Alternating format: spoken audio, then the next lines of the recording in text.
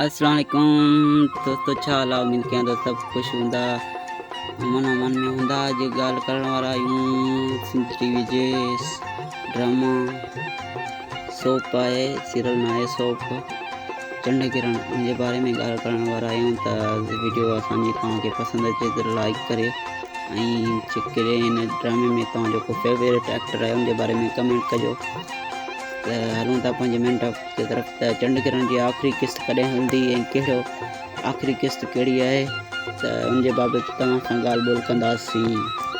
Sindh TV जे mega soap serial soap हो जेको पहिरियां हलिया हुआ, जेको हिकु बागुल ऐं ॿियो ड्रामो सीरियल असद कुरैशी जो ड्रामो हुयो बागुल।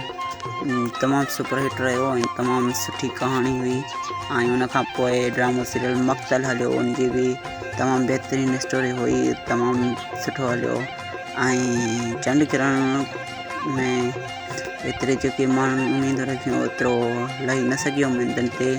त हिन जे लास्ट एपिसोड असांखे अली गौहर शाहणी ॿुधायो त इहे 26 टोटल एपिसोड आहिनि। जेको मूं पहिरीं वीडियो हिन ड्रामे जे अचण खां पहिरीं मूं तव्हांखे अपडेट ॾिनी हुई त 26 एपिसोड आहिनि।